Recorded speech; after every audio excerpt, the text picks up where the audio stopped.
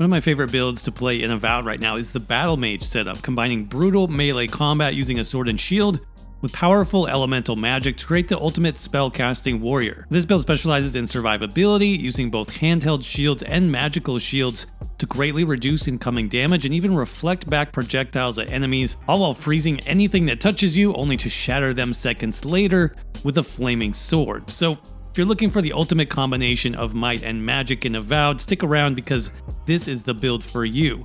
Timestamps, as always, are provided if you need to skip around or rewatch a section, and we'll have a written guide with even more options and details linked down below. So let's jump right into it. First up, why should you play a Battle Mage in Avowed? Well, it's going to be a really fun build, first of all, with lots of options in terms of how you play and what abilities you can focus on. For me, I immediately went with the sword and shield approach. You can get a really good sword and shield combo in the first zone of the game, so this is going to be a great starter build as well. And the sword and shield gameplay is actually quite good for combat, as you can block most incoming damage, and you can even use your shield to stun and push enemies back, and interrupt heals and summons from the most annoying enemy types in the game. You can also choose to play sword and shield as a pure tank and get more skills with taunt effects, which is a great combo when you pick up the last two companions in the game, which are both casters, or you can decide to focus more on damage. It's completely up to you. And as I said, magic will also play a fairly big part in this build, of course, as a battle mage, and the cool thing is that you can choose to focus your magic style in multiple different ways as well. Fire magic, for example, is a great start to the game, as this will quickly do extra burning damage to enemies, and many enemy types are also weak to fire at the start of the game, or you can use shock magic to chain damage between multiple enemies at once, or you can even use my favorite elemental type, which is ice magic, to simply freeze enemies in place and then shatter them. So there are different ways to play a quote battle mage in Avowed, but what I really liked during my playthrough was to focus on getting some type of elemental aura as soon as you can. This functions as both a shield with damage reduction and also a passive damage effect because it surrounds your character, dealing either fire or ice magic and triggering status effects too on anything that comes nearby. Now, unfortunately, those elemental shields do not stack with each other, like fire with ice, for example, but you can rotate them, so when one elemental shield is on cooldown, you pop up the other one, and so you always have some really strong defense and passive damage on this build. Plus, there is a third shield spell, which will stack with these as well. So you do actually have the option of running 2 shield spells at once, pretty much at all times, for greater damage reduction, of course, combined with our standard handheld shield and heavy armor even, for even more damage reduction. So essentially, this build can be unkillable for most encounters in Avowed, and it's just a ton of fun to play. But let's talk gear next, and thankfully there are some really good options, as I mentioned, for a battle mage style build located in the game's first zone. So you don't have to wait very long to get started with this playstyle.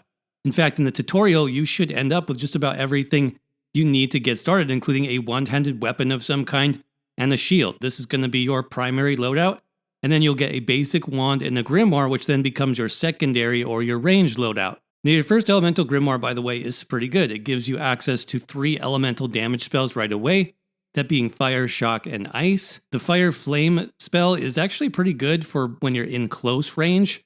The shock spell can bounce to nearby targets for bonus damage, and ice, of course, can freeze enemies, which you can then shatter later. Plus, the basic and charged attacks from your one-handed wand are also very good, so basically you can start this build as a ranged caster if you want, since you have Kai as your companion at the start of the game anyway. This would be how I recommend that you start. Now, as you level up, you want to do a few basic upgrades to get started. One of those is your starting shield, which you can easily upgrade to a blue tier shield by using the treasure map found near the lighthouse at the start of the game. This leads you to a location by the river where you then have to dive in and come up into a cave which holds this unique shield called Wind and Wave. This is a pretty decent shield to start with, like I said, and it's completely free. Even though you'll pick up a better shield through the main story quest, maybe an hour or so later, after defeating that boss, the Elder Brown Bear, this shield, which is called Unflinching Duty, is actually really good for an early game item as it gives you bonus stamina, which you can always use more of for melee attacks and blocking. And in fact, you can use this shield as your main shield for most of the game moving forward. Now, in terms of your primary weapon for the Battle Mage, there's also an amazing flaming sword called the Last Light of Day that you can pick up as part of the Dawn Treader side quest located in the first zone as well. I won't spoil it for you here, but it's well worth it to explore the northern side of the zone to come across this quest and eventually unlock this item, as it looks amazing. It also has a unique effect which can be further upgraded while also causing your hits to do bonus fire damage. But the upgrade that you want eventually is going to be 10% health restored when killing an enemy, which is perfect for even more survival on this already tanky build. Plus, it just looks like something a battle mage would carry with them. So definitely work towards this weapon as soon as possible, continue to upgrade it, and this can last you the entire game. It's really amazing. Now, in terms of grimoires, as I said, you will start with the basic elemental grimoire, and eventually you want to upgrade that to the greater elemental grimoire. Both options come with shields that improve your damage reduction. If you'd like, you can further specialize into fire-based, shock-based, or even ice-based grimoires, as you'll start to come across those in the second zone for the game, and the extra effects there are pretty nice as well. And for your weapon to accompany the grimoire, you can keep your basic wand and just continue to upgrade it. But I liked focusing this build on elemental damage and melee combat specifically, so another nice option is the one-handed unique axe called Drawn in Winter. This one deals bonus frost damage to enemies, so it can be nice if, let's say, an enemy is weak to frost but resistant to fire.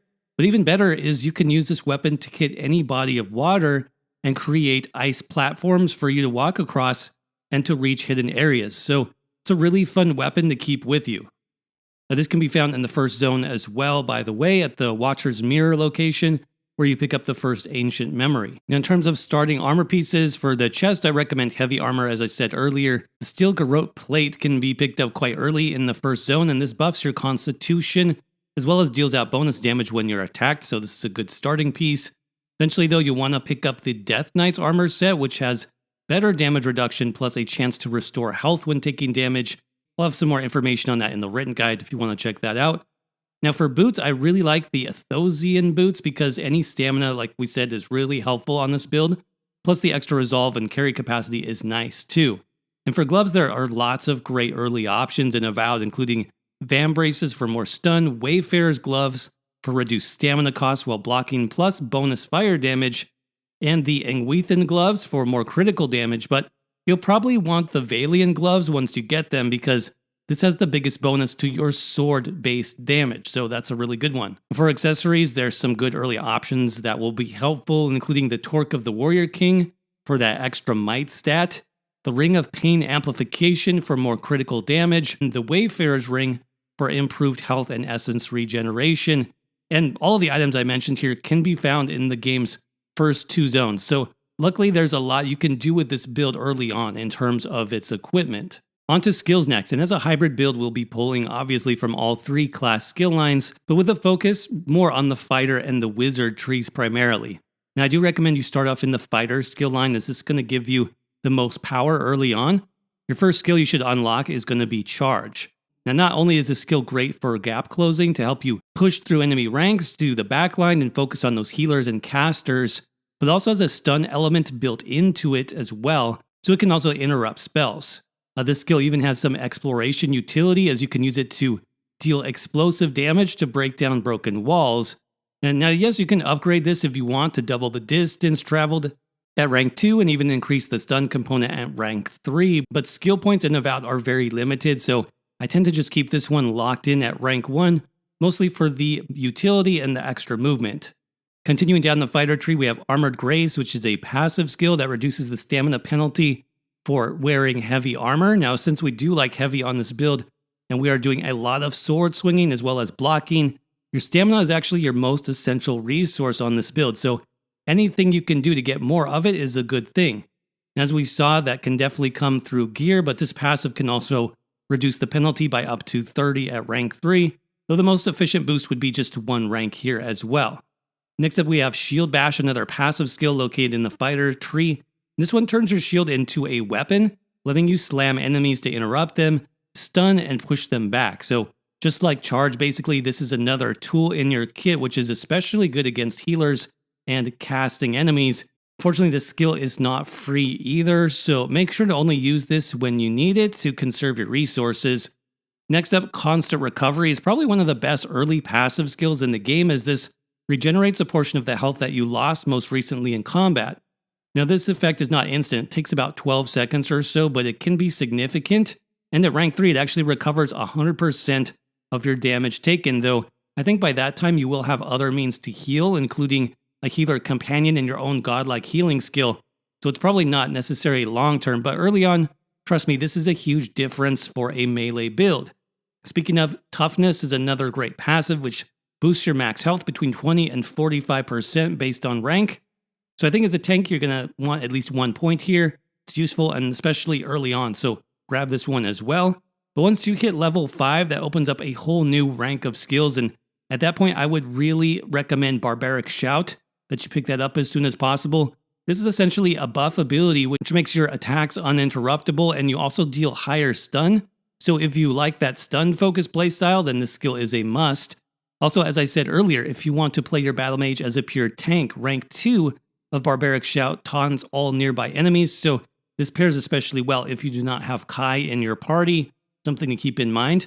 Other than that, if you find yourself blocking a lot, you may want to pick up the Unbreakable passive, which reduces your stamina cost of blocking.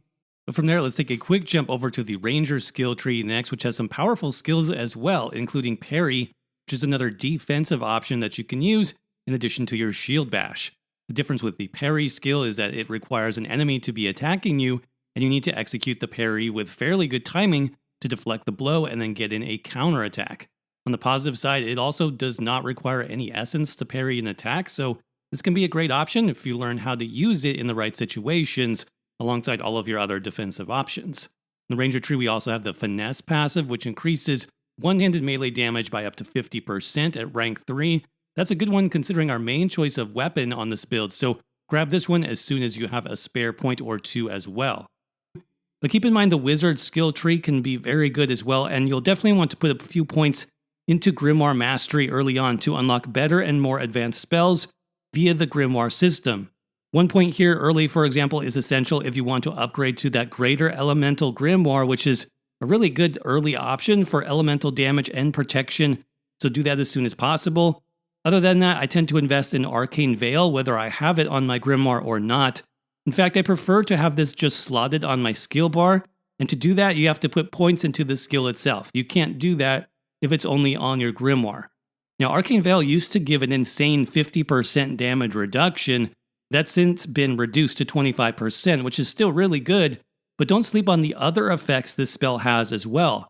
At rank 1, it also makes your casting uninterruptible, which is honestly great as a melee build. At rank 2, it reflects incoming arrows and other projectiles back at the target, damaging them instead, and at rank 3, it also knocks back melee attackers. So I recommend at least 2 points, if not all 3, here for reflecting projectiles and staggering those melee enemies. This can be especially nice at the start of a fight, where you typically get swarmed the most. But don't forget that you can stack Arcane Veil with the other elemental auras. This includes Bristling Frost and Ring of Fire. These spells will do passive damage while also giving you damage reduction and putting elemental effects on all surrounding enemies. The Frost Shield is what I typically went for due to the ability to freeze enemies in place, which effectively takes them out of the fight completely. Also, make sure to put a few points into Essence Harvest, as this passive is going to increase the amount of essence you restore, those little balls of light that you get when you defeat enemies. So this really helps a lot with sustain for the build, especially in tougher zones, so you can keep casting those shields and spells. Now, in terms of attributes, you definitely want to prioritize the Might stat for this build, which boosts our overall damage the most, whether it's melee damage or spells. Might buffs everything, so it's a really useful attribute to increase. Don't forget you can get extra attribute gains through equipment as well as training with your companions. Kai as a companion, for example, can give you 2 points in your Might stat. Constitution is also a good choice for the extra health, especially as we want to absorb as much damage as possible, and you can increase this with gear as well. Resolve is another useful stat for any melee build, but especially for shield users, as this increases your maximum stamina, which is what you'll need to swing your weapon and block without fully draining your stamina bar. Also, don't neglect your intellect stat for some extra essence and elemental resistances. But now that you've got everything, how do you play the Battle Mage effectively? Well, the nice thing is that this build is just really easy to play. You can think of it as a basic warrior type, but with just some additional magic shields to reduce your incoming damage, reflect it back, and then automatically damage nearby enemies with either fire or frost. So basically, how it works is you'll want to buff before combat with either that Frost Shield or the Fire Shield, and then either stack Arcane Veil on top of that right away, or you can wait until the Fire or Frost Shield expires, and then you can put on Arcane Veil. But for difficult fights, I definitely recommend you stack both of them at the same time, because that's going to give you the most possible protection. Next, you're going to want to use skills like Charge to get up close and personal with whatever enemy groups you're facing, and be sure, as always, prioritize healers and casters in Avowed as they cause absolute mayhem. You want to get them removed from the fight as soon as possible. And the great thing is you don't really even need to worry about melee enemies at a certain point on this build, because those elemental shields are just going to rip through them automatically, either freezing them or igniting them, and you can just finish them off with a few hits from your sword whenever you want to. Now for bosses, I do recommend using power attacks combined with Barbaric Shout and your Shield Bash. Those three things combined together is going to build up that stun meter very quickly, so you can execute that powerful combo against bosses, which is like 3 to 4 guaranteed critical hits in a row.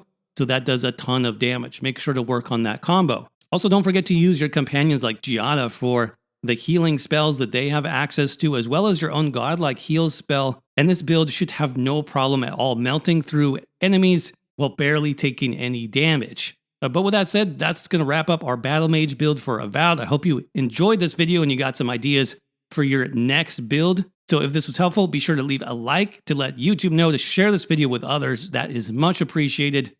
Don't forget to check the written guide down below for even more details on skill, gear, and progression. And as always, thanks for watching. I hope you're doing well. Stay safe out there, and I will see you around in the next video.